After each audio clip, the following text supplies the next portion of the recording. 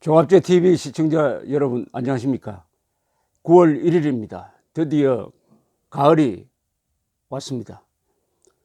2주 전만 해도 40도를 육박하던 더위가 물러갔습니다. 그 계절의 변화는 서서히 이루어지는 것 같지가 않고 어느 날 갑자기 여름이 물러나고 가을이 들어오는 듯 합니다. 인간사도 그럴 것입니다. 권력도 그럴 것입니다. 어느 날 갑자기 일어나고 어느 날 갑자기 무너지는 것이 권력입니다.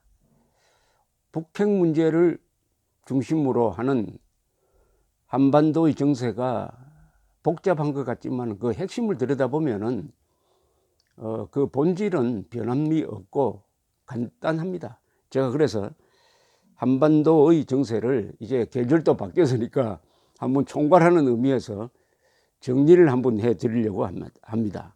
한반도 상황의 간단 정리입니다. 첫째, 북한은 핵 보유국입니다. 인정하든 인정하지 않든 미사일은 약 1000기, 핵폭탄은 60개 정도로 추정됩니다. 두 번째, 북한의 핵무기는 체제 유지용이 아니라 남한 적화에 의한 한반도 전체의 공산 통일용입니다. 한반도 전체를 김일성주의 세상으로 만들겠다고 공언하고 있습니다. 세 번째, 북한이 핵무기를 포기하면은 두 개를 포기하는 게 됩니다. 대남 군사력의 우위 그리고 공산 통일 포기입니다. 이는 북한 정권의 존립 목적과 이유를 스스로 없애는 일종의 자살입니다. 다섯 번째, 따라서 북한 정권은 핵무기를 포기할 수가 없는 것입니다.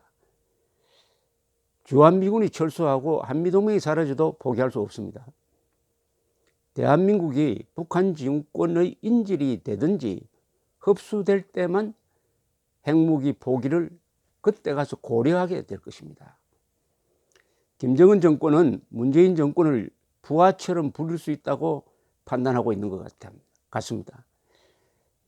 그렇게 된 데는 문재인 정권의 태도가 문제죠. 문재인 정권의 핵심에 주사파 운동권 출신들, 즉 김일성주의자들이 포진하고 있다는 야당 등의 줄기찬 공격에 대하여 전혀 대응하지 않고 있음을 김정은은 주목하고 연방제 공산통일의 파트너로 삼을 수 있다는 계산을 하고 있을 가능성이 있습니다. 문재인 대통령이 김일성의 손녀 앞에서 김일성주의자였던 신영복을 사상가로 존경한다는 말을 한 것을 김정은은 오래 기억하고 있을 것입니다. 김정은은 전략무기인 핵미사일과 정치무기인 남한 내 계급투쟁 세력을 결합시키면은 자유민주 세력을 무력화시키고 공산통일로 나아가는 결정적 계기를 만들 수 있다고 판단하고 있는 것 같습니다. 북한이 핵무기를 포기할 수 없다는 현실을 직시해야 대책이 나옵니다. 그 대책은 한국도 핵 보유국이 되어가지고 핵 대 핵의 균형을 맞추는 길입니다.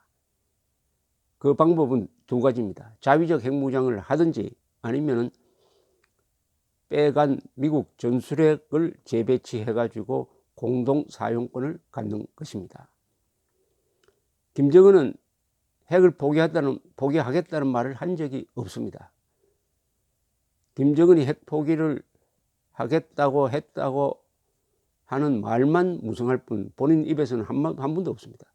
김정은이 말한 한반도 비핵화는 한미동맹 해체, 주한미군 철수, 해우산 철거 이후에 핵을 포기할지의 여부를 결정하겠다는 그런 뜻입니다. 절대로 북한의 비핵화를 의미하는 것이 아닙니다.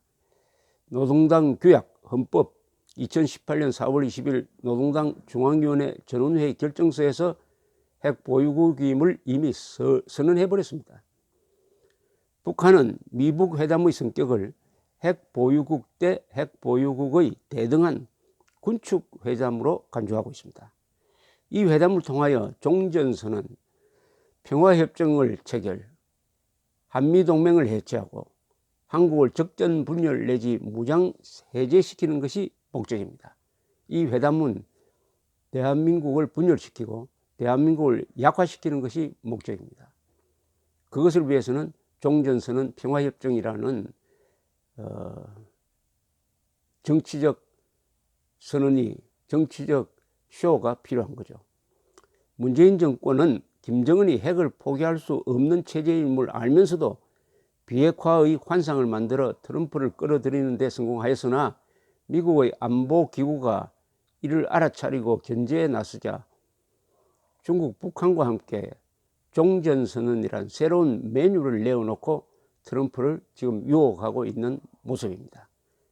민주를 많이 내세우지만 본질은 계급적 인종주의에 가까운 문재인 정권은 대한민국의 정통성과 정체성 그리고 동맹관계 등 국채와 노선을 지금 변경하려고 합니다. 헌법 개정이 안 되어도 헌법에 명시된 정통성, 즉 한반도의 유일한 합법국가 그리고 정체성, 반공자유민주주의를 행정적으로 부정하려고 합니다.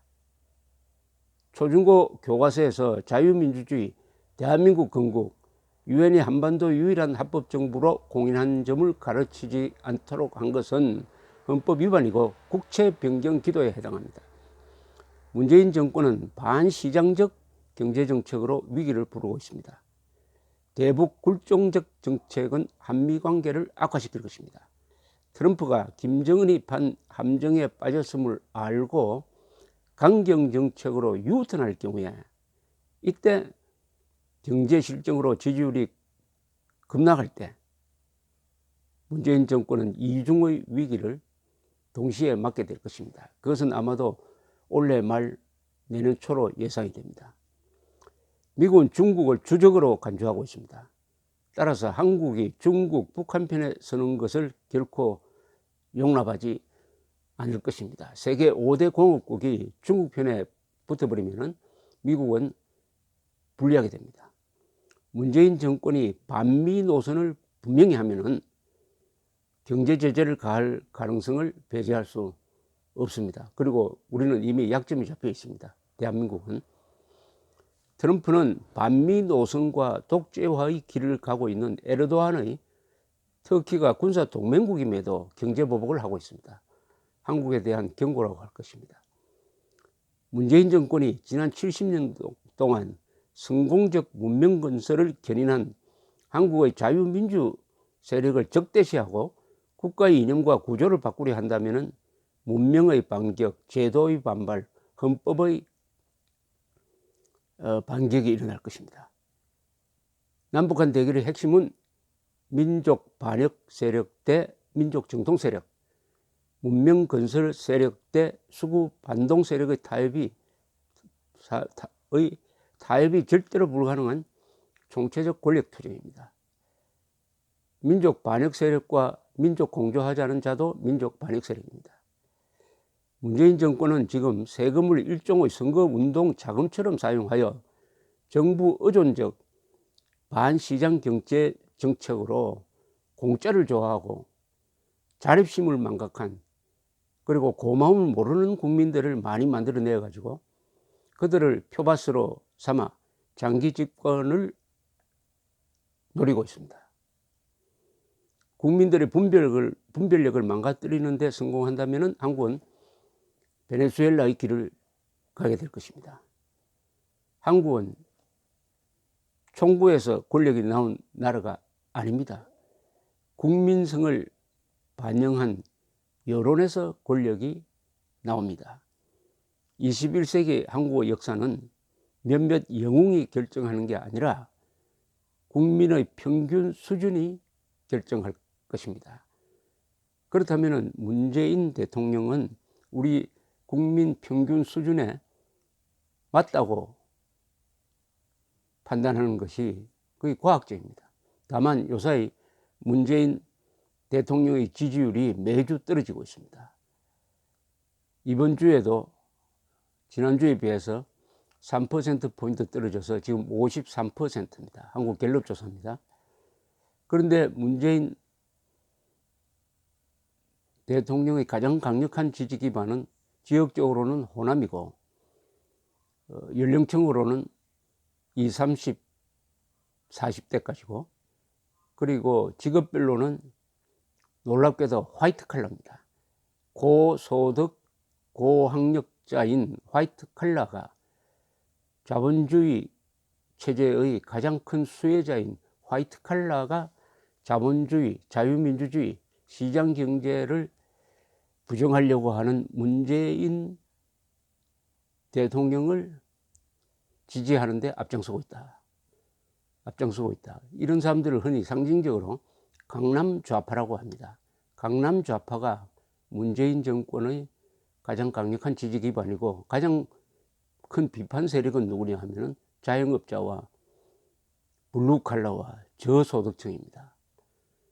희한한 역전 현상이, 여론의 역전 현상이 일어나고 있습니다. 이것은 자신의 삶의 조건과 자신의 삶의 조건을 무너뜨리려고 하는 정치인을 지지한다는 것이죠. 그러니까 판단이 관념에서 나오고 있다. 현실에서 나오고 있는 것이 아니라 관념에서 나오고 있다. 대한민국은 국민들이 잘 속는데 어디에 속느냐 하면은 말에 속습니다. 좋은 말 하는 사람을 좋은 사람이라고 여깁니다. 민족, 민주, 평화, 진보, 평등, 화해를 말하는 사람을 좋은 사람이라고 여깁니다. 사람을 평가할 때는 행동과 그의 과거를 보고 평가를 해야 합니다. 문재인은 대한민국 국민의 수준입니다. 평균 수준입니다. 감사합니다.